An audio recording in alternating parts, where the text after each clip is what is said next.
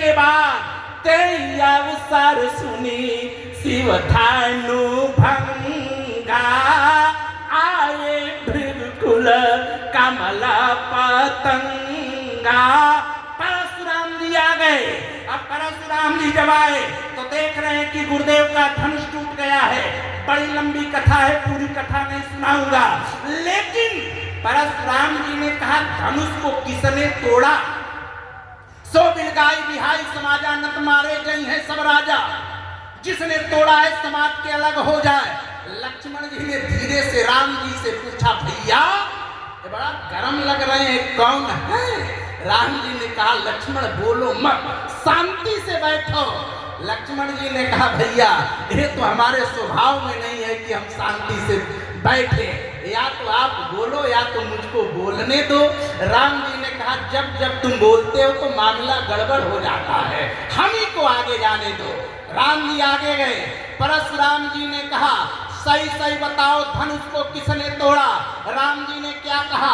रामचरितमानस का प्रत्येक अध्येता जानता है सूर्य की किरणों की आभा प्रभा को अंतःकरण में समाहित करके चित्त की वृत्ति के व्यवस्था को एकाग्र करके अपने गुरुदेव के चरणों में मना मस्तिष्क को अंतिम पराकाष्ठा तक लेकर के जाएंगे, तब बात समझ में आएगी। राम जी ने हाथ जोड़ करके कहा नाथ शंभो धन भंजनिहारा अहो यही को एक दास तुम्हारा। आपका कोई दास होगा जिसने धनुष को तोड़ा। परशुराम जी ने कहा वो मेरा दास नहीं होगा, सबसे बड़ा वही शत्रु होगा जिसने धनुष को तोड़ा। लक्ष्मण जी ने कहा भैया आपकी भाषा नहीं समझेंगे, आप थोड़ा साइड में हट जाइए, हम एक ही मिनट में इनको समझा देंगे।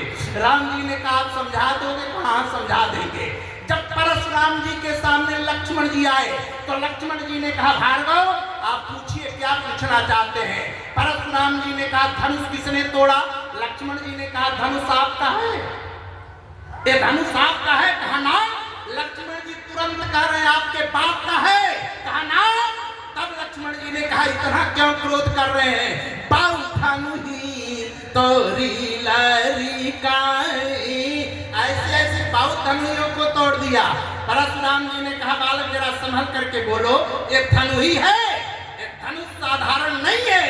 लक्ष्मण जी ने कहा तब तो आपको भी समझ लेना चाहिए, अगर धनुष साधारण नहीं है तो तोड़ने वाला भी साधारण नहीं होगा।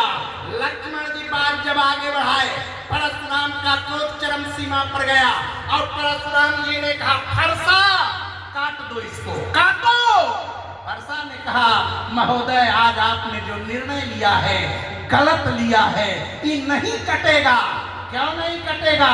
का इसका एक नाम है शेष, और गणित का नियम है जो शेष बचता है वो कभी कटने वाला नहीं है। तो कहा इसके बड़े भाई को काटो, कहा वो तो है वो नहीं कटेगा, उसका एक नाम है अखंड, और जो अखंड है वो कभी खंड खंड होने वाला नहीं है। बात बहुत आगे बढ़ने लगी।